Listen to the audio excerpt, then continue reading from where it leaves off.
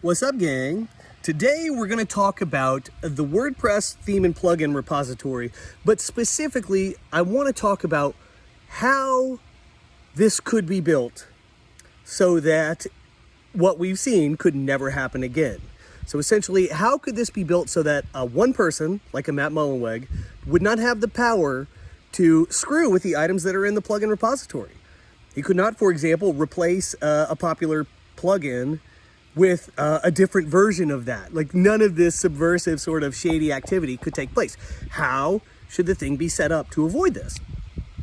Okay, and the first thing to note, and this is super, super important, this is the most important point about this whole thing, is that there has always been a mismatch between the nature of WordPress and the way it is distributed. It is a decentralized thing. Anybody can distribute WordPress. For example, a lot of popular hosts have one-click WordPress installs. In that case, you did not have to go to WordPress.org and download the software and install it yourself.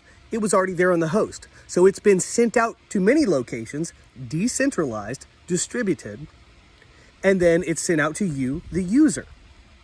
So the way WordPress is distributed is decentralized, but the nature of the theme and plugin repository is centralized. There's only one of these. There is gatekeeping involved, and people determine whether you get in or out. That is exactly at odds with the nature of the distribution of WordPress. It's decentralized versus centralized. The fact that people have not really raised alarm bells over this ever, it kind of shows that people don't really get what's going on. They're blinded by the idea that WordPress is free and that we can get all these things and it's all it's all great until it's not great, right? The problem is you don't have alignment. There's no alignment. If there were alignment, if both the repo and WordPress distribution were decentralized, these problems could never happen. So that's why alignment is important. It's easy to gloss over these things and be like, yeah, but it's providing some efficiencies. It's nice to have all that stuff in one place. Yeah, but you're giving up this. You're creating this type of situation where you can be screwed with. Not good. So what I want to examine today is what it should be instead, or what it could be, if the WordPress theme and plugin repo were decentralized to match the way WordPress itself is distributed. Now, it's important to note, this does put a little more onus and responsibility on the shoulders of developers. A little bit. We're not talking a lot here, fam. Developers would need to be in charge of their own updates and essentially run their own little update repository. This is actually trivial, okay? It sounds like, oh gosh, that seems like a lot of work. But I want to examine first how the centralized theme and plugin repository actually creates a whole lot of work and mess, okay?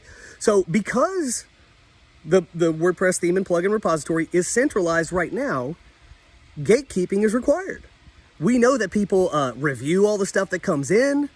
They don't allow new things to be put in. They don't allow certain types of forks because, oh, this fork is not significant enough. It doesn't differ enough from the other plugin or whatever that we're trying to fork. Like, there's a whole lot of gatekeeping involved. That requires people to have input in this process. And we're not talking about like one guy doing it for 60 grand a year or something like that. We're talking about a lot of people. It is expensive to run that theme and plugin repository. So Matt has said during this episode that I've been providing this service for free to everybody. But really, that's really stupid. Like, why have all this cost and go through all this? The fact that he can support it because he's got all this money and, VC cash or whatever you want to call it, that does not mean it's okay to do. Just because you have the means to do something does not mean it's smart or the right answer. Okay? And so the fact that he's using this as a cudgel now to say that, oh, I provided you this service and you're not grateful, so I can take you off of this, that is a slap in the face, guys.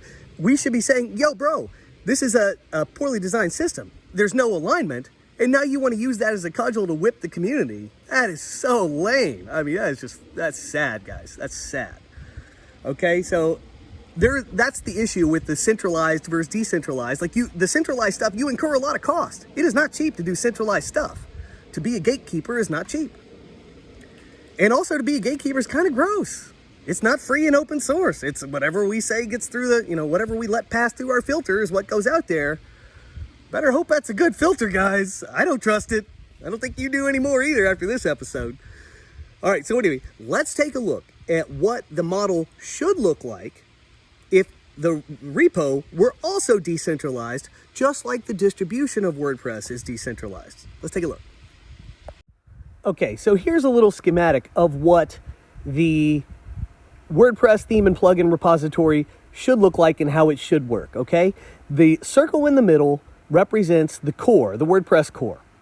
The squares on the outside represent individual development outfits. So this is like my company. Another one could be a theme like Elementor or something like this. Another one could be WP Engine doing advanced custom fields, that kind of thing. So the developers and the squares, that represents people who have themes or plugins and who want to run the updates themselves. So the way this would work is the core would provide an API for developers to hook into and push updates out on.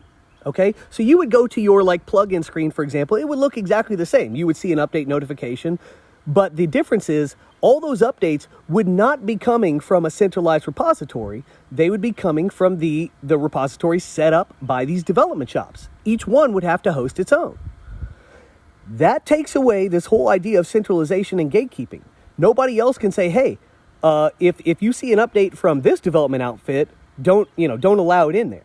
Like, that's not possible. Anyone who hooks into this thing and has, if you have your software running on that, like a plugin, that plugin uses this one repository. That's the only place that plugin is going to look for updates.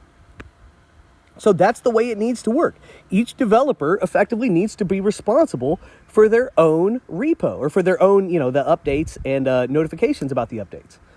That's all that would have had to happen. And the core can easily provide like a real simple way for developers to do this, okay? That code should exist in the core. The fact that it doesn't, and the fact that this is so arrestingly simple, tells me that it was always the plan to do this so that, a greater degree of control could be, maintained by WordPress.org or the, people responsible for WordPress development. So we should have called for this years ago. This should have been what the community demanded, because this would ensure that nobody could screw with the assets on people's websites. There's some security stuff in there as well, but that stuff's easily solved, okay? But that's the bottom line. This should have been set up in a decentralized way to match the distribution of WordPress, which is also decentralized. Everybody gets hung up on this free thing, and WordPress is free and distributed and all that. Yeah, but if the parts that you rely on are not, then WordPress is not really free. Guys, you've been bamboozled. But you don't have to be bamboozled any longer now that your eyes are open to the way these things ought to work. All right, see you in the next video, gang.